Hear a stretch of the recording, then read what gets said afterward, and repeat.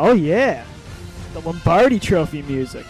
Something that our teams don't hear a whole lot. Thought I'd open up the show with a little tribute. That moment where the guys, carrying the trophy through all the Hall of Famers, and they're all like, woo! Woo! Am I right? Yeah! I don't even know what I'm doing here. And they're then all touching the Super Bowl, getting all they're all touching it. They're like, oh, look at that. Even the guys that didn't even win one, they're just like, ooh. And the guy that's holding the trophy just walking down the middle is like, please stop grabbing the trophy. Stop it. I just want to make this long trek without any human contact. This is the Home Field Advantage podcast. We gotta get our intro in. It's gonna be a funny one. This is gonna be a fun one, guys. This is gonna be a good one. Just a forewarning.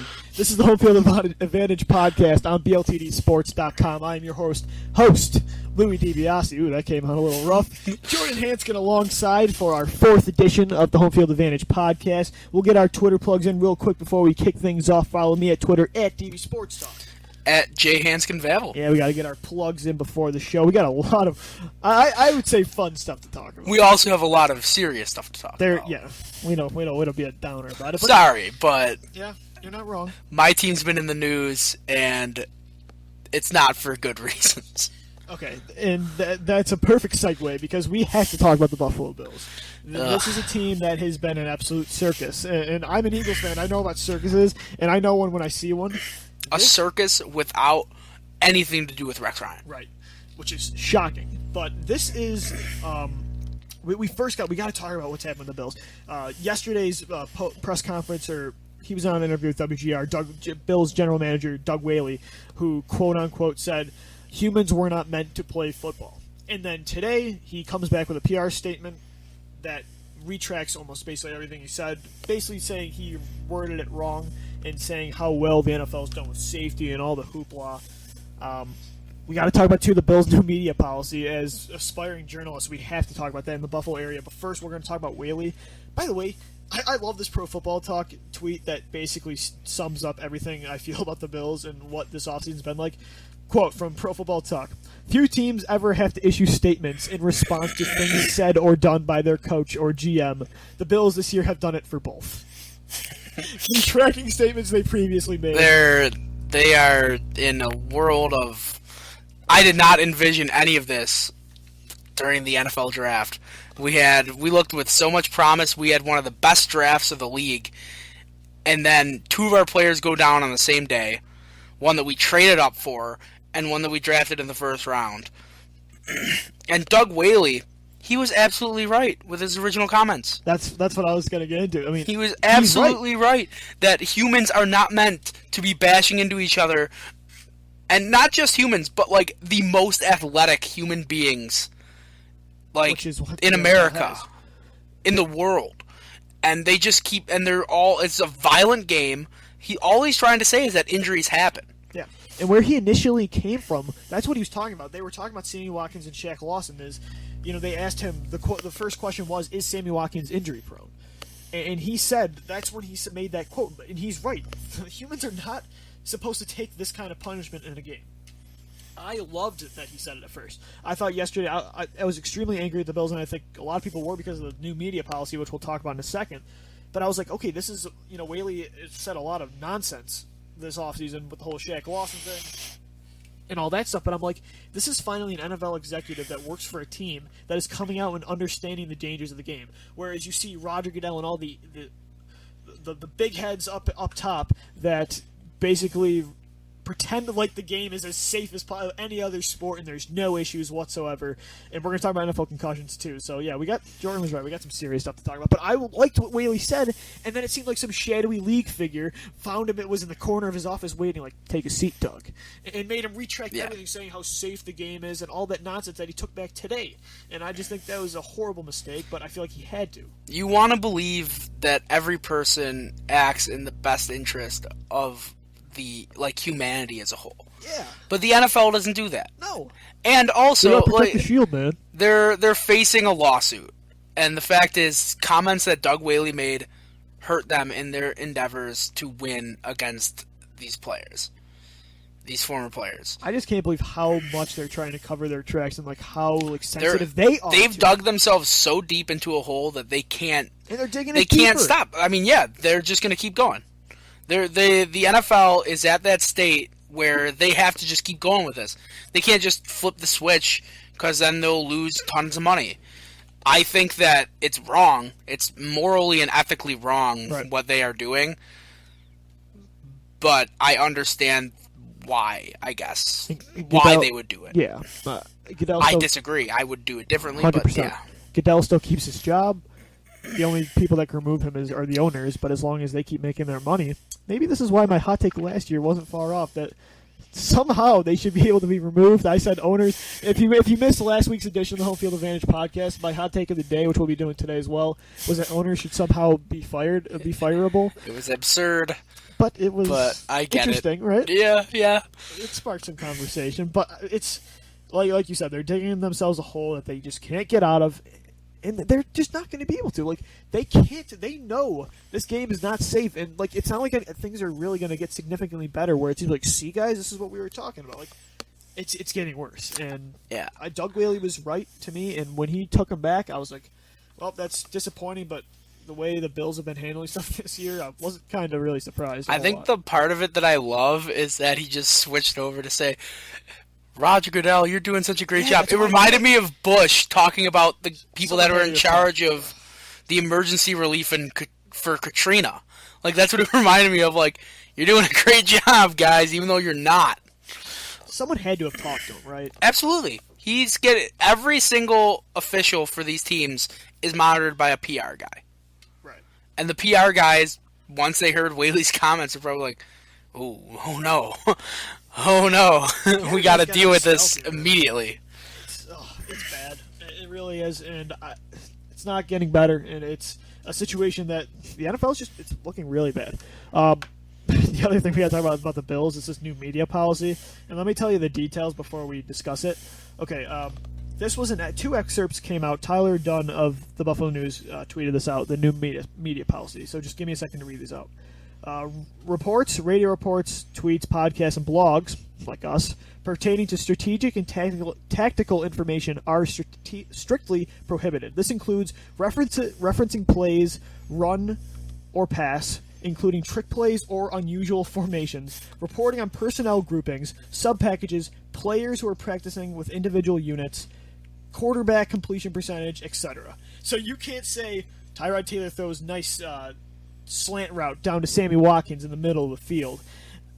You can't say, oh, this is a run formation. They did a trick play here. So the only interesting parts of the OTAs and all that nonsense, no one can talk about in Buffalo. Only Bills personnel are permitted on the grass during practices. All information regarding injuries and injured players will come from head coach Rex Ryan or team spokesman Scott Berchtold. Is this, Jordan, real quick, does this have anything to do with Doug Whaley's comments about Shaq Lawson during the draft and having to be just looked like a total idiot because Adam Schefter was right that he needed surgery? Do you feel like they removed him from having to answer the tough injury questions because of that? I actually have no idea. I think you're getting onto it where that's what they're just tired of hearing they're messing up everything. Hearing issues with what they say and have everyone criticize it. Buffalo, the Bills are one of those teams where they feel that not all publicity is good publicity. They're not like the Cowboys, where Jerry Jones would love to have people just talking Cowboys all the time. Yeah, they would. But the Bills for some reason hate it. I don't get it. That's how you get your franchise better, is when media has access and your franchise is more available, or at least getting more fans and getting more people interested in the Bills. The Bills are one of the least interesting teams in sports. Exactly. They've had done everything possible to push their fans away even more, and now they're constricting even more information. Now it's not like they're going to get better off this. They haven't made the playoffs in 16 years. They haven't made the playoffs, but you see that they are actually close now, and now they're restricting the media from seeing their team that's actually not terrible. By the way, media should not report on any injury situation occurring during a practice that is not open to the public either. So basically, if the fans can't see it, the one time that the reporters need to be there to give information to the fans when they can't be there for the public, They're not allowed to report injuries. So the Bills, I mean, this isn't North Korea. Like, you cannot do this. Like, it's absurd. It's extremely unpopular amongst journalists and fans right now. Even some fans are like, hey, who's a Bills beat reporter? Throw me one. Tim Graham, right? Tim Graham or Sal Capaccio. Yeah. So people, I've seen a couple of these tweets of some of those guys. It's like, oh, I guess you journalists will have to ask some different questions that aren't all the boring stuff. And then one of them, I forget who, came back with, fans are angry at journalists who are mad that they can't give fans more information. Like, which I understand. I am interested to see how journalists are going to kind of take this now in Buffalo. My favorite thing they were talking about was there is, I think it must have been Channel 2 or something. I heard it on the news. Someone made a joke tweet where it said, the Bills have platters of milk and cookies out, but we can't say anything on the type of cookies or on the formations in which the cookies are displayed. I thought that was absolutely hilarious. Just the mockery and the parody of what the Bills are doing. And also this one, I think you skimmed over this one, was that, or we didn't get to it, but the photographers are not permitted to shoot or film injured players at the closed practice. I missed that one. No way. So like, they have photographers, so they can take pictures of, like, players, like, I guess, catching a ball. But if Sammy Watkins is on the ground holding his ankle, the photographer cannot take a picture of that, and only the team can tell us that he's hurt, and they can't just see it. It's they absurd. have to pretend that they didn't see it. Can the NFL do something? I mean, I don't trust the NFL to do anything about this. But, like, at first I was talking to you about this yesterday off air. Was like, how can they, like, enforce this? Like, from journalists asking questions and stuff like that. But then, well, journalists can ask questions just during the media designated hours. Right. But I'm saying, like, even, like, photographers, like, taking pictures and stuff. Like, how can they enforce it?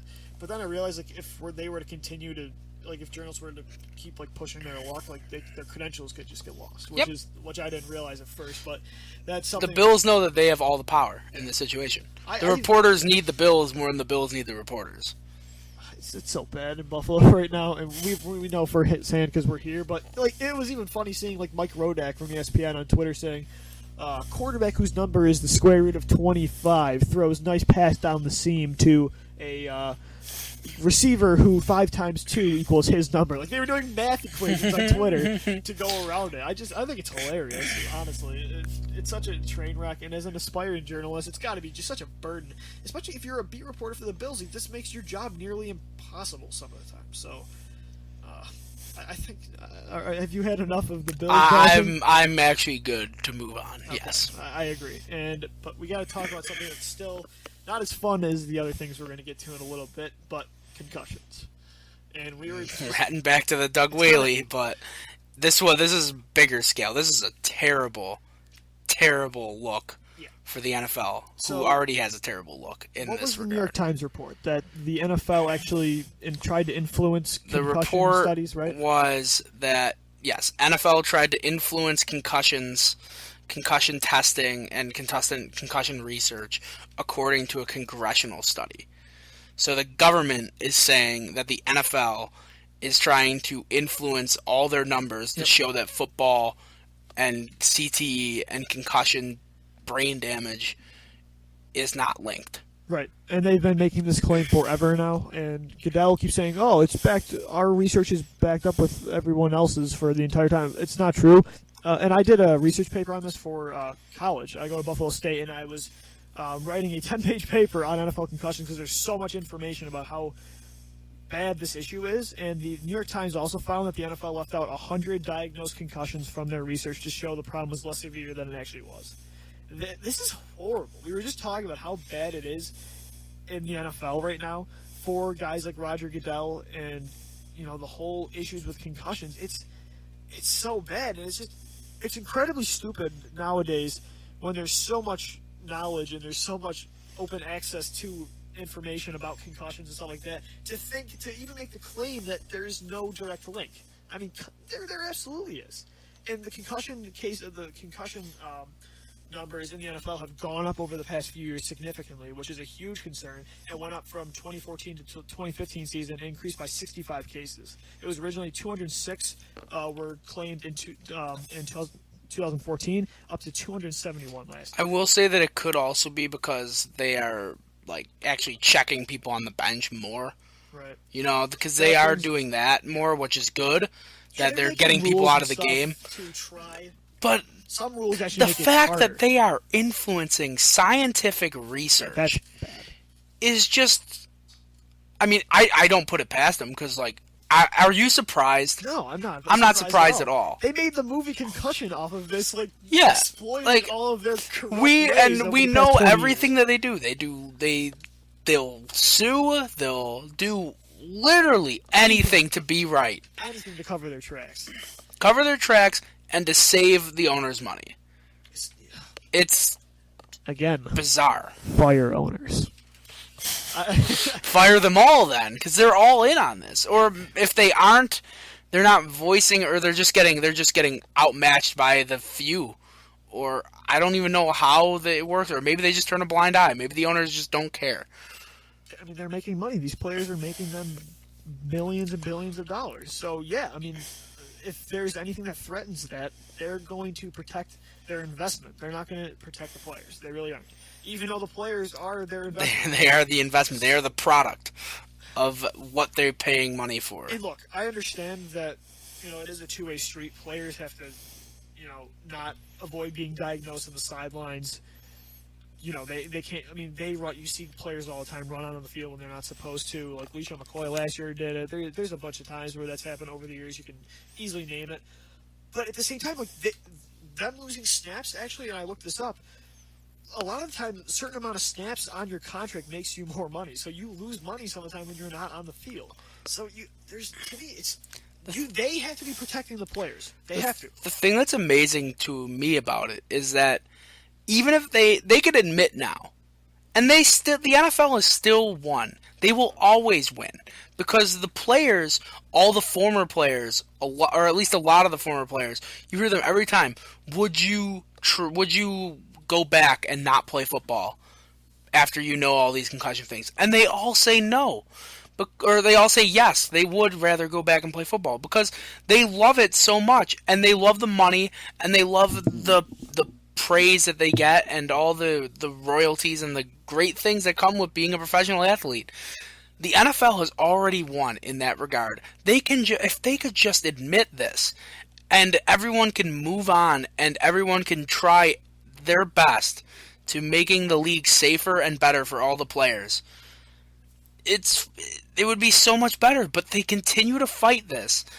And it's all for greed, it's all for money, and it's just sad. That's the thing, like, what's done has been done. Like, just like you said, just come on and say it and move on, like saying we're trying now to prevent concussions and stuff. And yeah, you're seeing Chris Borland of San Francisco a few years ago retired early. Patrick Willis did. Jason Worrells. I mean, there's Jake Locker, even though some of them aren't for concussions, but you're seeing this all the time. In Buffalo, AJ Tarpley, I believe it was, just retired. He just retired, and he was of concussions. Like 2 years in the league, or 1 year, 1 or 2 years. And yes, the NFL is corrupt about this. They absolutely are, 100%. They really have been for a long time.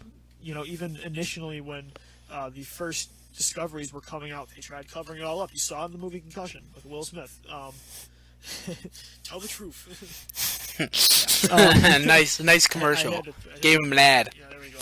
But, lost my train of thought now. Yeah, but what I wanted to say too, though, is like Doug Whaley said, though, this sport is going to cause injuries no matter what. It really is, unless you're put in a bubble, which it can't happen with the sport. Like, it's the NFL is built off of contact. Like, that is what football is.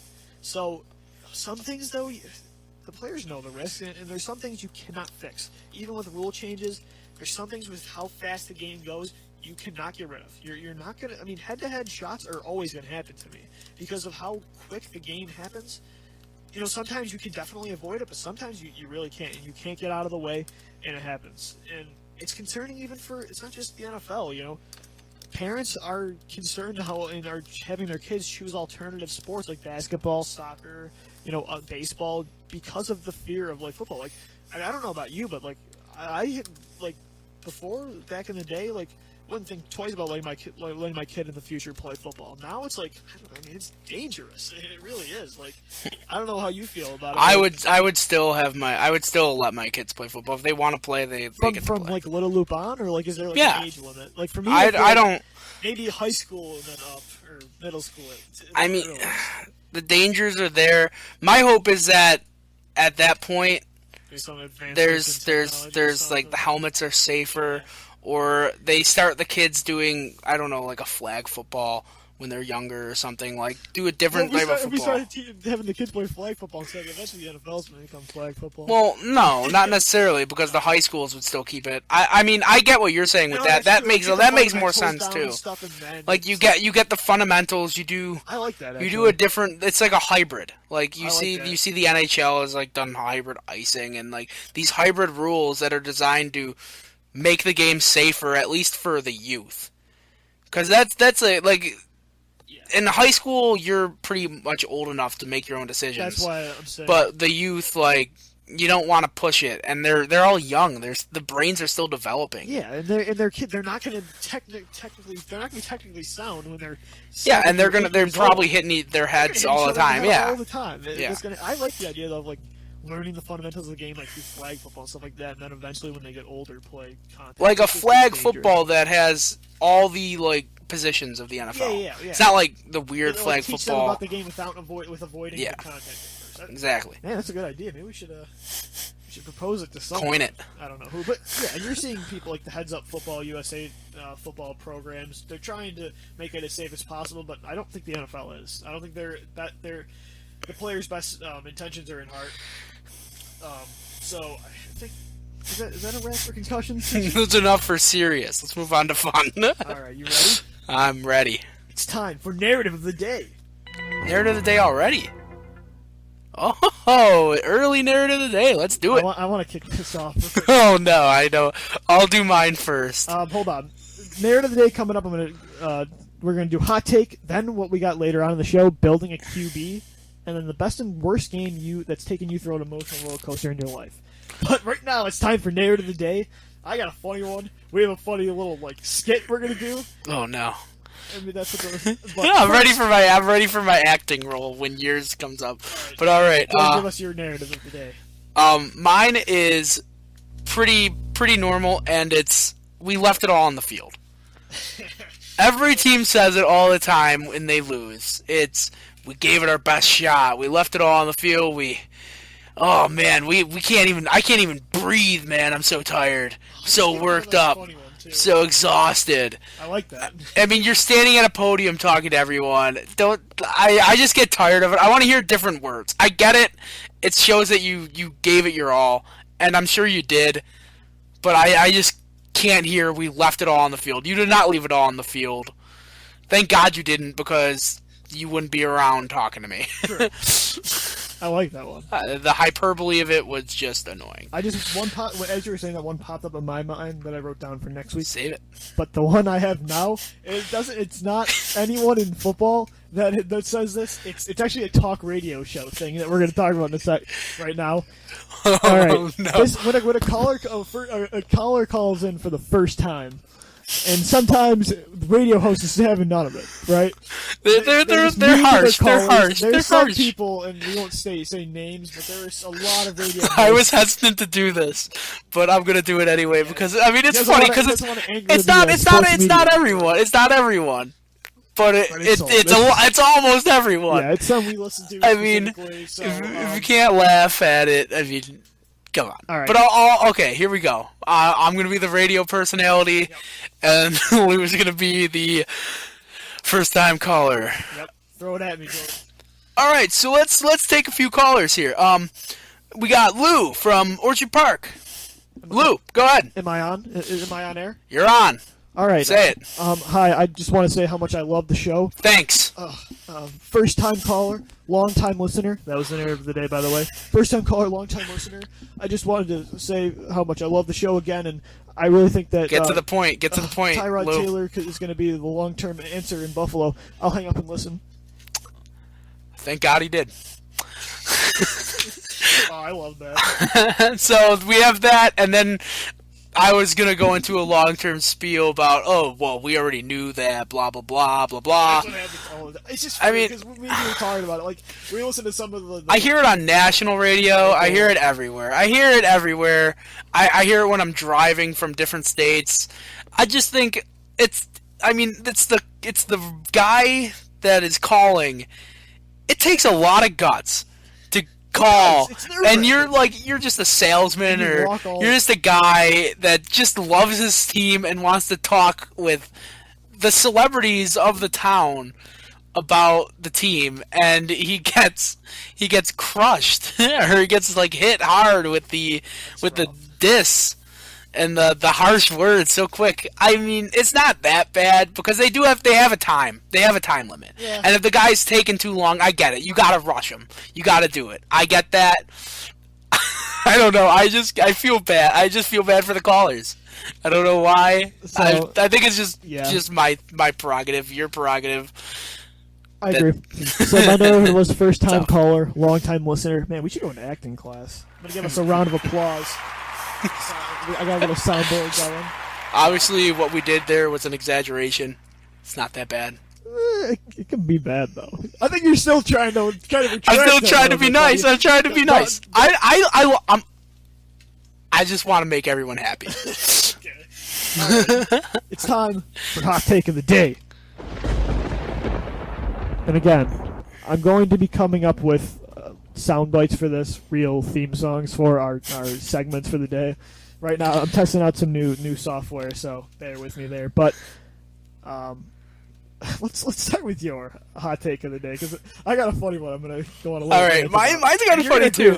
It's gonna be good too. It's kind of good. Selling your short. So I think everyone should stop worrying about the Oakland Raiders potentially moving to Las Vegas and having a gambling problem. Come on. Do they think the player is going to have a gambling problem? They think that the players are going to have a gambling problem. And Roger Goodell was talking about it earlier. He's like, I don't know about Las Vegas and gambling and our players. You can gamble almost anywhere. Yeah, like... And the only gambling they should be concerned about is sports gambling. Right. It's the only one they should be concerned about. And that already... There is a thing on ESPN that I do every day called Streak for the Cash. I'm trying to win money by betting on teams to win or lose. Yeah. And I do it every day. No one comes to my door and says, oh man, Jordan, you're doing that illegal gambling. Because it's not illegal. But it is gambling. That is absolutely gambling. I mean, it's free on my part, but I'm still trying to win money, and it still takes part of my day winning a game that's based on chance. They should move Denver out, I guess, then, too, because marijuana's legal there. So, if anything, I mean, you can't avoid that stuff. They can do that anywhere. So. The fact that everyone's worried about it is just silly. I think that my hot take's not too controversial because I feel like a lot of fans and a lot of just regular people agree with me. Yeah. But take a chill pill on the Vegas gambling. Roger the Goods. Jordan wants you to Roger the Goods is listening to this. Good, take a chill pill, buddy. I like that. He's a fan. He's a fan of this show. Yeah, I'm sure after this one, he's a huge fan of us. We're going to have some shadowy leak figure make us retract this entire podcast by recording an all-new one. Everything I said was wrong. The NFL is the best, and, all that nonsense. After we get a harsh call from a mystery voice on the line. Goodell has, like, a voice changer, like Darth Vader, up into the phone, like, you're going to regret this. All right, good hot take of the day, Jordan. You've been listening to a BLTD Sports production. For more great podcasts and articles, log on to bltdsports.com or follow us at BLTD Sports. All right. Now it's my turn to do my hot take of the day. Jordan starts it off with a good one. Hot take of the day. After hearing last week's one, I'm really excited about this one. Don't ready? Disappoint. Pressure's on. Mm-hmm. Ooh, is it hot? All right, let's go. J.J. Watt and Big Ben Roethlisberger yes! aren't as cool as they think they are. I think you've noticed this. Friends have noticed this, and every time, it's not just us. I've heard this on the Around the NFL podcast before. I have had enough of J.J. Watt and Ben Roethlisberger, and of two separate reasons. We'll start with Mr. J.J. Watt. He just came out with a new logo, by the way. My problem with Watt is he acts how humble he is and how hardworking he is. He's trying to be behind the scenes. He's going into the wilderness to work out. And yet, we watch Hard Knocks, and the dude's working out from 4 p.m. to 2 a.m. No time for anything else. He's going to sign every autograph in the crowd. He's making sure the cameras see all of it. And yeah, then after he says, everyone says how humble and hardworking he is, and then he comes out with his own logo. I mean, the damn ego on that guy is unreal. And then Big Ben Roethlisberger is kind of the same thing, only in a different way. He wants you to know how tough he is. He wants you to know. He pretends like he doesn't, but you can tell he's always looking for the camera. Do you guys know that my knee hurts? Do you guys know that I have Yes. I have a torn ACL and MCL in both of my knees, and I'm still gonna play through it. Just list me as probable. List me as probable in this game. Dude, people in the press conferences don't ask him a question about an injury, but then he finds a way to implement it in there. He's like, "Yeah, I could have thrown it downfield there, but." You know, look at the end of the game, I have a punctured rib. It could pierce my heart. And I could probably die from this, but you know what? Again, list me probable. I think I'm going to be ready to go for the guys next week. I'm going to give it my all. List me probable. I'm going to give it 110%. Are you a game time decision, Big Ben? No, I'm good. I'm probable. Granted, this 75% chance I'm in there. Now, granted, this could be a life-threatening injury. It could be. But you know what? I think I'm going to toughen out for my teammates. I'm not a me guy, and I think I'm going to give it a go. You know, I have 3 concussions in the past 3 days. How'd you do that? You know, I was practicing without my helmet on. Oh, man. So, again, my hot take is, J.J. Watt and Ben Roethlisberger, you are not as cool as you think you are. Yeah, put a little lightning into that one. All right. That was good. Good hot take sesh from both of us there. Now we got 2 more segments before we wrap up the show. First, and I like this, and yeah, we kind of stole this topic from NFL.com, but hey, during the offseason like we want to take on the subject. We want an opinion as well, and I think it was a good idea. So we're going to talk about it, and it's building the ultimate quarterback. So, and it's like physical features. So we decided we're going to, whose brain do we want out of all the quarterbacks in the NFL? Whose arm do we want? Whose build, like torso and, total body build? Whose legs? And then who? This is mine. Go ahead. Who do you want in your pressers? Who do you want fielding questions from the brutal media that the Bills have no interest in having at practice? True. So yeah, we decided to do those parts of it, and we're gonna start off first. Who was the brain, the ultimate quarterback, the brain you wanted? It actually was a toss-up for me, but I went with Tom Brady just Manning slightly. Was in the league, well, I had it slightly over Andrew Luck. If Peyton Manning was in the league, would it impact it at all? I feel like I would go with pre-snap. Pre-snap, I want Manning, but I think mid-play, I want Brady. Yeah, that's true, and I agree with you. I put Brady down as well. Brady has that quick thought. He is so fast at switching from nope, got him. And that's really all it is. That's the quarter. I'd rather have that than the cerebral Ryan Fitzpatrick, where it's all about the pre-snap read, and then he's like, "Oh wow, I see that they are in cover 3," right. And then they end up not being in cover 3, and oh no, and that's an interception. To Leotis McKelvin. Yes, exactly. All right, so that's we both agreed that the brain would be Tom Brady. The arm. I think it's mutual. That's Aaron Rodgers. Absolutely. We saw the 2 Hail Marys last year. His arm is amazing. The man can throw probably from end zone to end zone. It's incredible. I saw NFL.com. We actually disagreed. They had Matt Stafford, who does have a big arm, but it's not Rodgers. He throws it weird. Yeah, and I'm gonna sidearm. Yeah, that's the thing. Like, he's got a funky arm, really. Like his mechanics are kind of weird. So Rodgers, though, I mean, come on, he's got the strongest arm in the league. So we decided that Aaron Rodgers' arm would be on our ultimate quarterback. So next up is torso, and we disagreed at first, but then I think we kind of came together here. And I don't know what yours was, but my build was Cam Newton. I went with Roethlisberger. Oh, you did. You went. I went with. I thought that his build being. He's got a beard. So yeah, but he's. I mean, I didn't know that we were looking for 6-packs.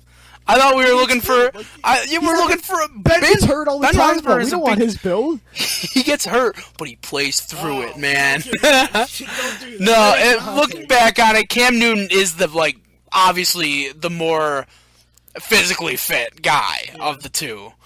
I don't know. I like Alright, Ben you. being that like imposing figure, but yeah, Cam is even more imposing because he you can like- actually move. You like and how he's- tough he is, huh? You like how tough Big Ben is.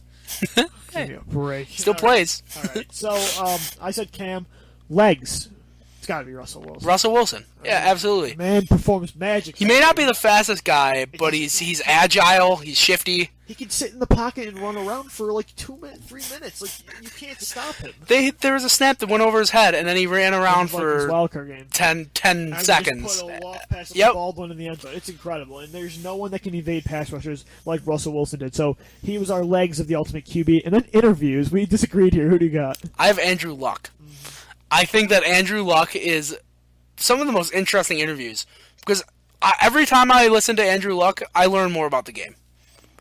I always am more interested in football, and I feel smarter after every interview with Andrew Luck. That's why he was very close to my brain pick. But who you got for interviews? I got Cam Newton.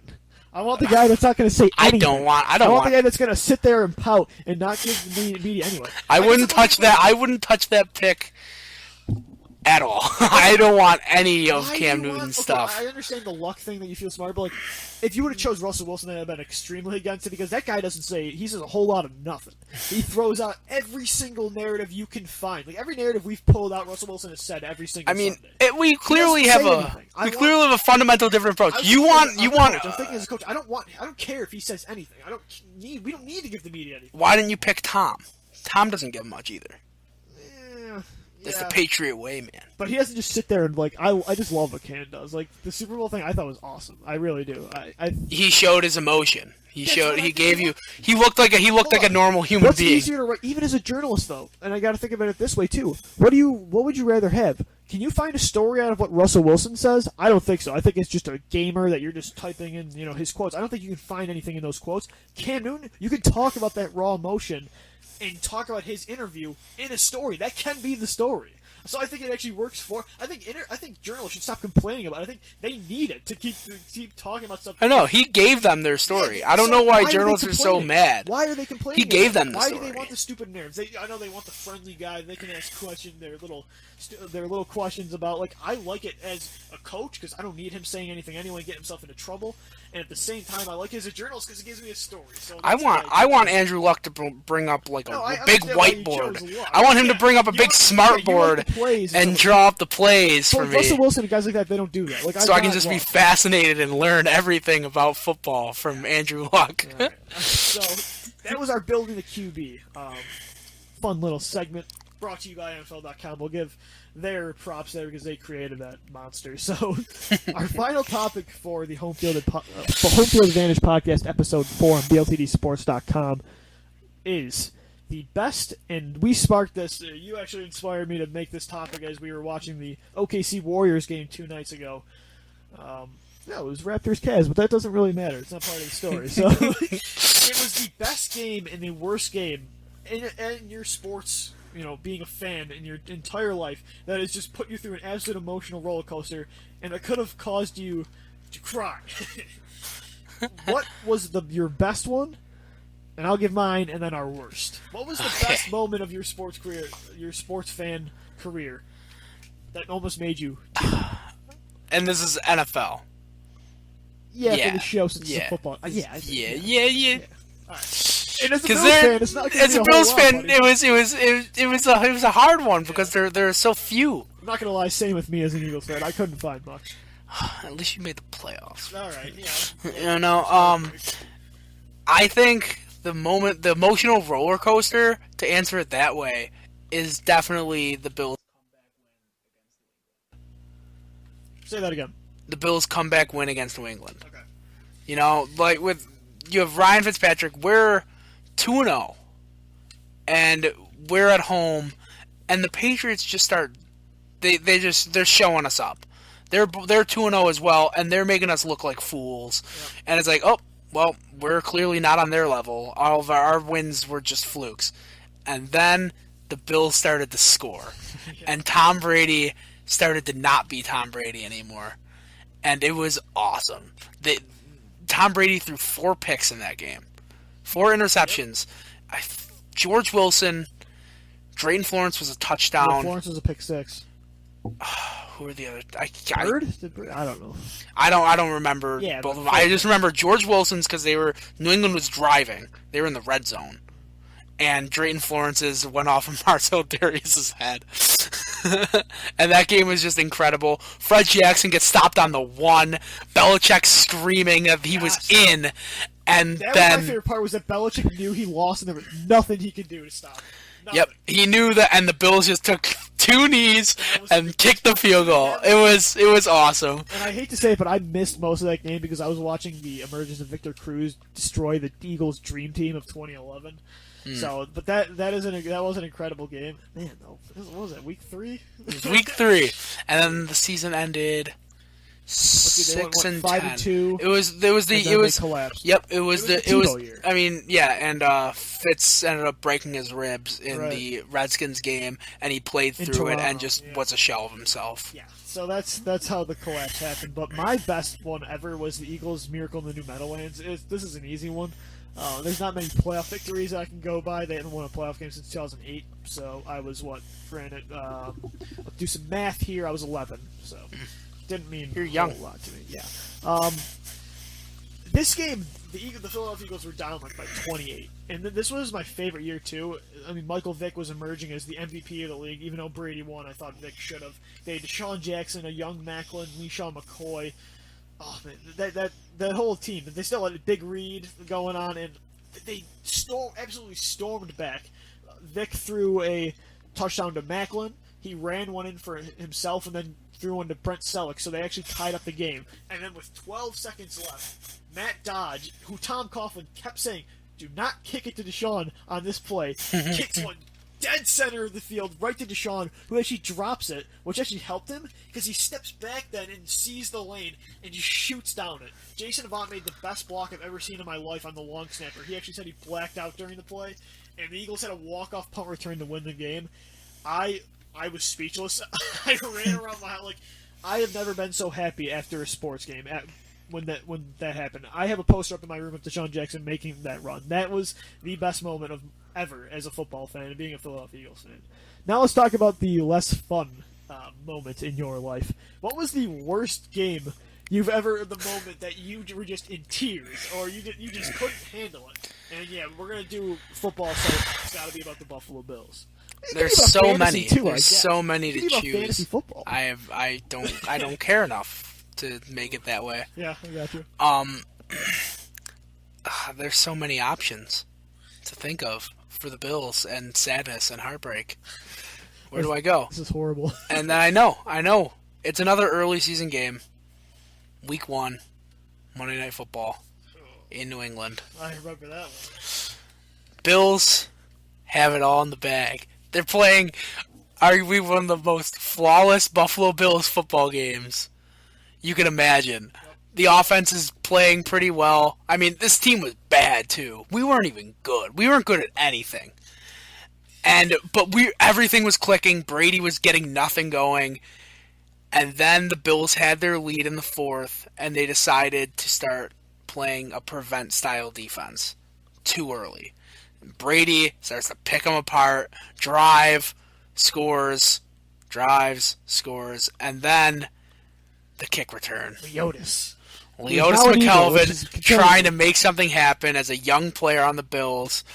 He is a playmaker. Leotis McKelvin, that's his MO. He is fast, he's prolific, he makes big plays, and he went for it, and the savvy New England Patriots, as they always do, know the exact time to break your heart. Yep. And they steal the ball, they get it, and all we can do is just sit there and watch as Tom Brady gets them down and they end up winning the game. It was gut-wrenching.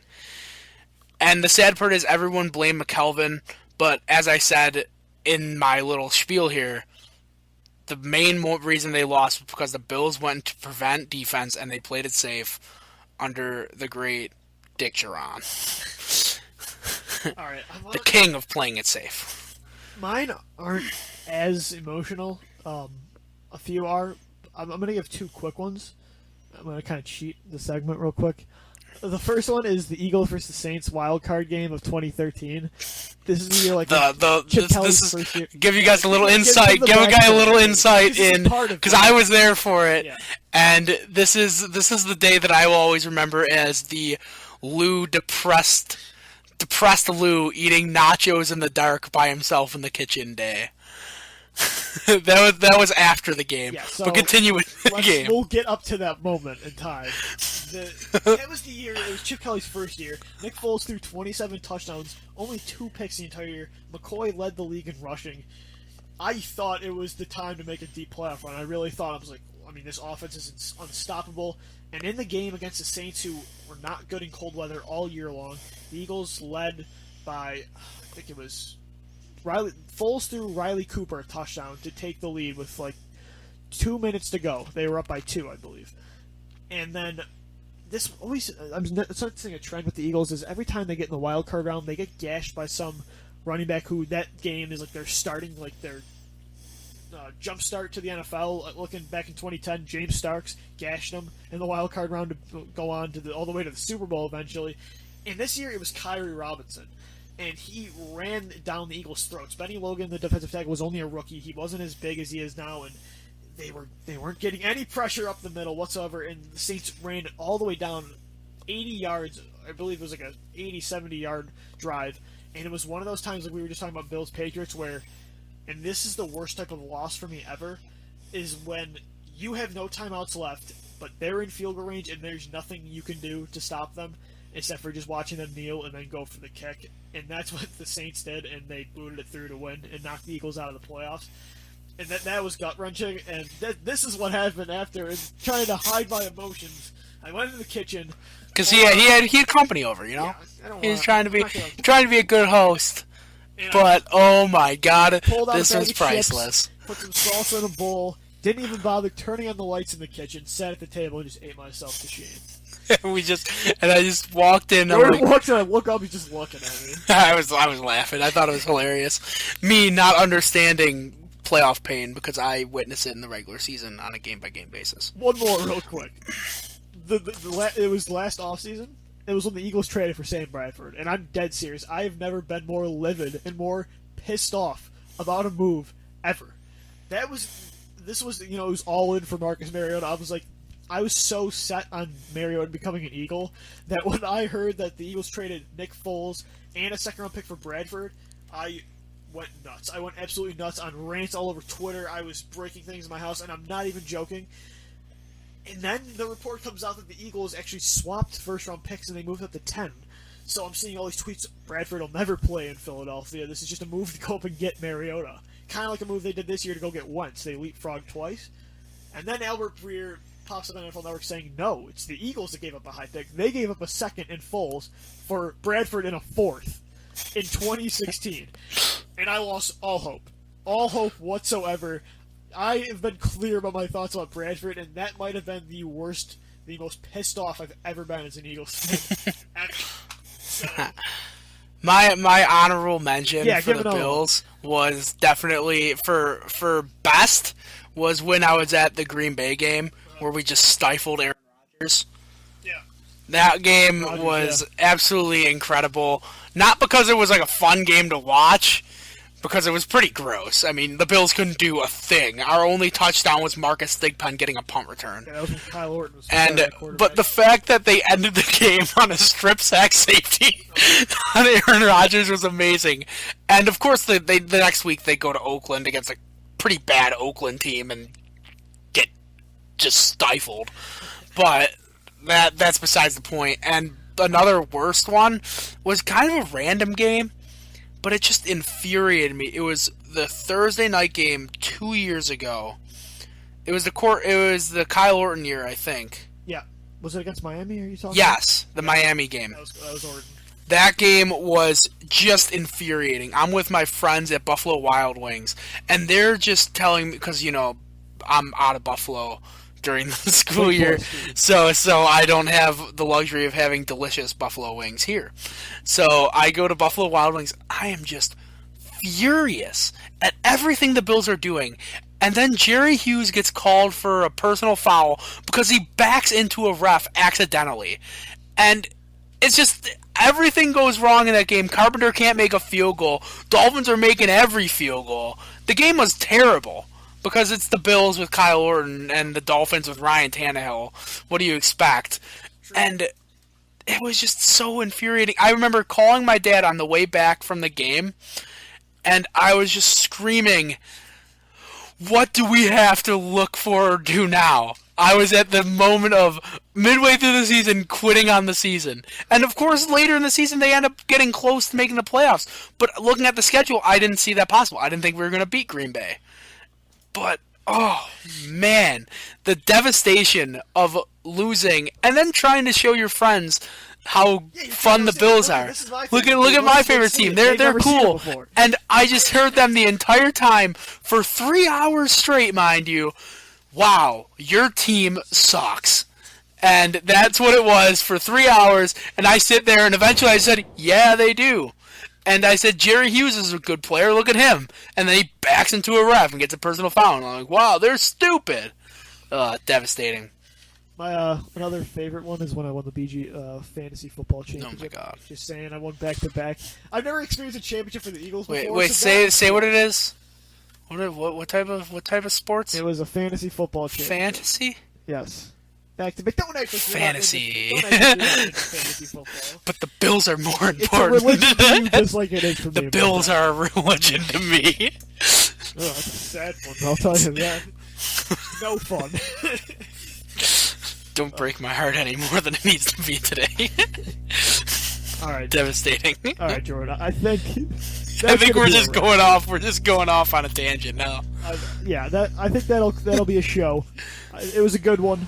It absolutely was. But that's going to do it for the Home Field Advantage podcast here on BLTDSports.com, episode 4. Follow me on Twitter at DBSportsTalk. Follow Jordan at JHanskinVavel. Check out my other articles at BLTDSports.com and his at Vavel.com. You can hear us both on every Monday at WBNY at 4 o'clock on 91.3. It is the Buffalo Blitz. We talk all sports at the moment. We will be back Friday, and we'll try to come up with some more juicy content for you guys. So, again, it's been real. Thanks for joining us, and we'll see you on Friday.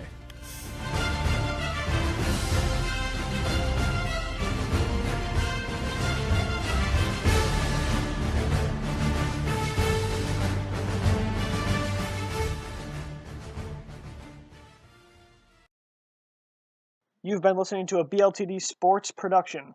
For more great podcasts and articles, log on to BLTDsports.com or follow us at BLTD Sports.